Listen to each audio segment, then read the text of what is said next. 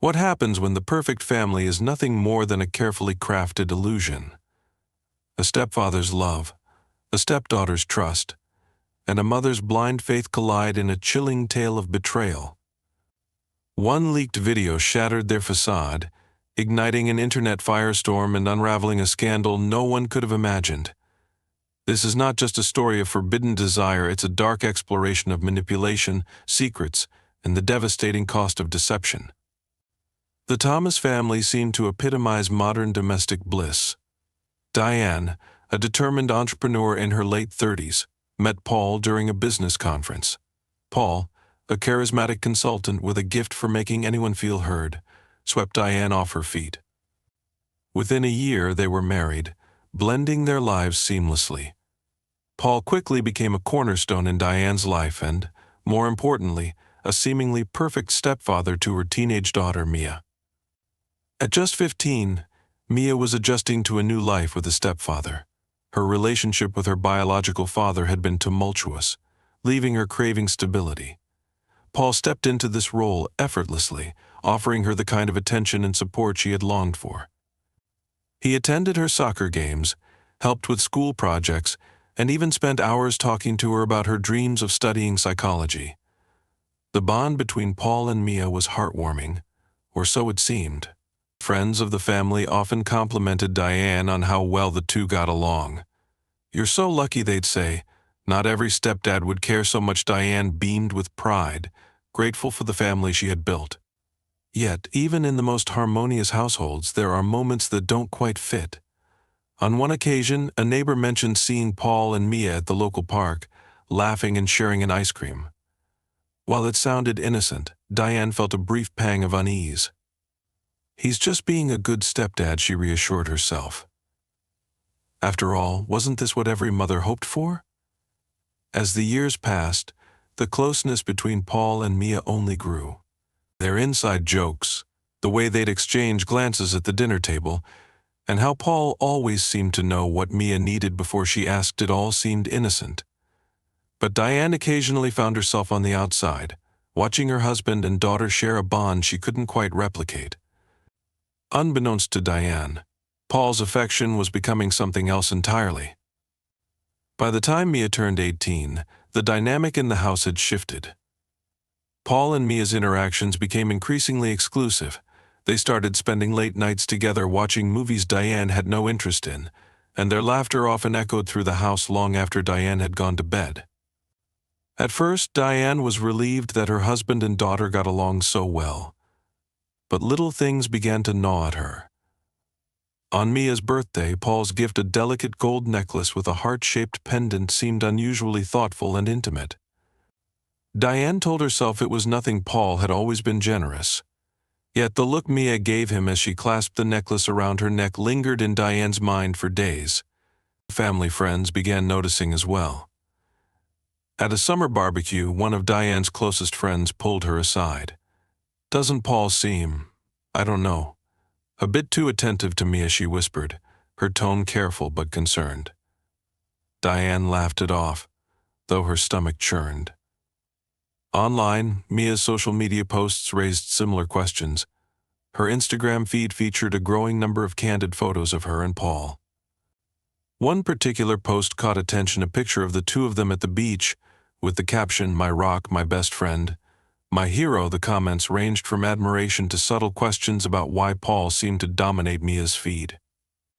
What no one saw or dared to confront was how this relationship was changing behind closed doors. Paul had started texting Mia regularly, even while at work. The messages began innocently, asking about her day or offering advice, but they soon became more personal. Mia, feeling flattered by the attention, didn't think to question it. After all, wasn't Paul the first person who truly understood her? She confided in him about her struggles, her insecurities, and even the tension she sometimes felt with her mother. Each message pulled them closer, blurring the lines between what was appropriate and what wasn't. The tension in the house grew thicker. Diane couldn't shake the feeling that something was off, but every time she voiced her concerns, Paul brushed them aside with his trademark charm. "You're overthinking it," he'd say, smiling warmly. Mia and I just get along well. Isn't that what you wanted? Diane wanted to believe him. But the truth was like a shadow, growing larger with every passing day. Something was happening right under her nose, and it was only a matter of time before it shattered the facade of their picture-perfect family. The truth came to light in the most public and humiliating way imaginable. It was a warm Friday evening when Diane's world was turned upside down. She had just returned home from a long day at work, eager for a quiet night. As she settled into her favorite armchair, her phone buzzed incessantly on the coffee table. At first, she ignored it, thinking it was another work-related email. But the relentless buzzing persisted, and when she finally picked up her phone, her heart sank. The screen was flooded with messages and notifications. Texts from friends, acquaintances, and even distant colleagues were pouring in. "Have you seen this? Oh my God, Diane, I'm so sorry, and what is going on with Paul and Mia?" She opened one message and clicked on the link attached. Her phone screen filled with a grainy video, its contents unmistakable. It was Paul and Mia, caught in an intimate moment, recorded in what looked like the family living room. Diane's hands trembled as she watched, her mind struggling to process what her eyes were seeing. The timestamp on the video indicated it had been filmed weeks ago, a time when Diane had been out of town for a business conference. The video had already gone viral, spreading like wildfire across social media platforms. People were sharing it, commenting on it, and dissecting every frame. Strangers were passing judgment, turning her private tragedy into public fodder. Paul arrived home moments later, oblivious to the storm brewing online. Diane confronted him, her voice shaking with rage and disbelief. At first, Paul tried to deny everything, claiming the video was fake, a malicious attempt to ruin their family. But Diane's piercing gaze and the overwhelming evidence left no room for his lies. He finally admitted to the affair, though he insisted it had only started recently and that it wasn't what it looked like. Mia, meanwhile, was nowhere to be found.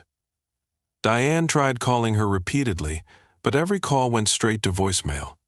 It wasn't long before reporters started showing up outside the house, their cameras flashing, their questions cruel and unrelenting. Diane, feeling cornered and betrayed, locked herself in her bedroom, unable to face the world. The next morning, the internet was ablaze with theories, debates, and outrage. The hashtags Paul and Mia scandal and stepfamily betrayal were trending worldwide. Influencers, podcasters, and commentators weighed in, each trying to capitalize on the salacious story. Some framed Paul as a predator, accusing him of grooming Mia from a young age. Others painted Mia as a manipulative adult who knew exactly what she was doing. Meanwhile, Diane's life became a living nightmare. Photographers camped outside her home, and her email inbox overflowed with media inquiries. Even her business began to suffer as clients withdrew, unwilling to associate with the scandal. Amid the chaos, Diane decided to take action. She filed for divorce, citing emotional abuse and infidelity. But she didn't stop there. Diane also pressed charges against Paul, accusing him of exploiting his position of trust and authority over Mia. The legal battle that followed was nothing short of grueling. Paul's defense attorneys argued that Mia was an adult and fully capable of making her own decisions. They claimed the relationship, while controversial, was consensual and legal. On the other hand, Diane's legal team presented a damning narrative of manipulation and emotional grooming. Mia, caught in the crossfire, became a target of relentless public scrutiny. Her social media accounts, once filled with carefree selfies and inspirational quotes, were inundated with hateful comments. Unable to cope with the backlash, she deactivated all her accounts and went into hiding. The court of public opinion, however, was far less forgiving. Talk shows dedicated entire segments to dissecting the scandal. Experts debated the psychological implications of the relationship, while amateur sleuths dug into Mia's past, trying to uncover any clues that might explain her actions. One aspect of the case that fueled speculation was the identity of the person who leaked the video. Some suspected a vengeful ex-friend of Mia, while others believed it might have been Paul himself, a reckless move born of arrogance. A darker theory suggested it was Diane, desperate to expose the truth after months of suspicion. Despite multiple investigations, the leaker's identity remained a mystery. As the weeks turned into months, the scandal began to take its toll on everyone involved. Paul lost his job and became a social pariah, hounded by protesters and online vigilantes. Mia's dreams of a promising future lay in ruins, her name forever associated with the affair.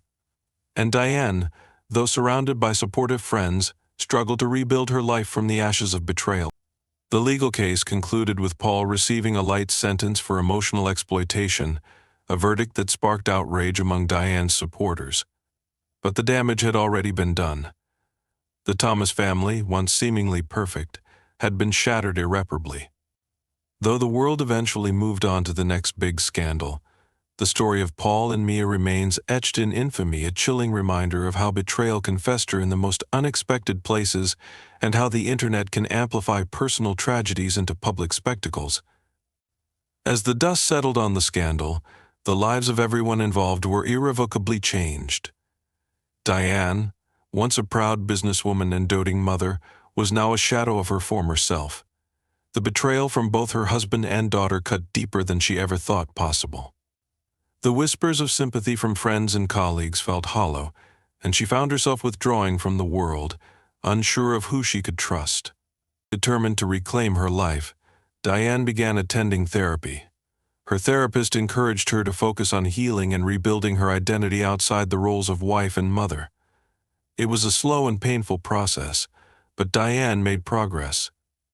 She sold the family home, a place now filled with memories too painful to bear, and moved to a smaller apartment in a different city. In the meantime, Paul's life fell apart. Fired from his job and ostracized by society, he struggled to find work. Public outrage followed him wherever he went, with people recognizing his face from the leaked video and the countless news articles that had dissected the scandal. Unable to escape the scrutiny, Paul became a recluse, living in isolation. Mia's journey was no less turbulent. After deactivating her social media accounts, she sought refuge with a distant relative in a small town. The shame and guilt she carried were overwhelming. She, too, sought therapy to make sense of her choices and the consequences that followed. Mia's sessions revealed a complicated mix of emotions: love, confusion, and regret. She began to see how Paul had manipulated her vulnerability, filling the void left by her estranged father. The question of who leaked the video remained unanswered, and the mystery only added to the story's infamy. Some speculated that a scorned friend of Mia had released it out of jealousy, while others believed it was an attempt by Mia herself to force the truth into the open. A darker theory suggested Diane may have discovered the footage and used it to expose the betrayal. Diane never addressed the rumors publicly, and the truth, if she knew it, remained her secret. Over time, the media moved on to other scandals, and the frenzy surrounding the Thomas family faded. But for those involved, the wounds were far from healed. Diane, despite her pain, began to find strength in her independence. She joined a support group for women who had experienced betrayal, forming connections with others who understood her struggles. Slowly, she rebuilt her business, rebranded under a new name, and found a renewed sense of purpose. Mia, after years of self-reflection and therapy, decided to pursue her dream of studying psychology. She wanted to understand not only herself but also the dynamics of manipulation and power that had defined her relationship with Paul. Though her name remained tied to the scandal, Mia was determined to rewrite her story, one chapter at a time. As for Paul, his fate was a cautionary tale. His actions left him with a lifetime of regret and no path to redemption. While Mia and Diane worked to rebuild their lives, Paul remained trapped in his own guilt, a reminder of the destruction he had caused. In the end, the Thomas family became a symbol of a darker reality hidden beneath seemingly perfect facades. The internet's obsession with their downfall faded, but the lessons from their story lingered. Diane, now a survivor rather than a victim, shared her experiences anonymously through a blog, reaching others who faced betrayal and heartbreak. Her closing words in one of her posts summed up her journey. We can't choose the storms that come into our lives, but we can choose how we rebuild after the wreckage.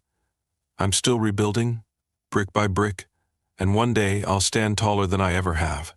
For Diane and Mia, the road to healing was long and winding, but they had taken the first steps toward a future where they were no longer defined by Paul's betrayal. Together, they proved that even in the aftermath of devastation, hope and resilience could still emerge,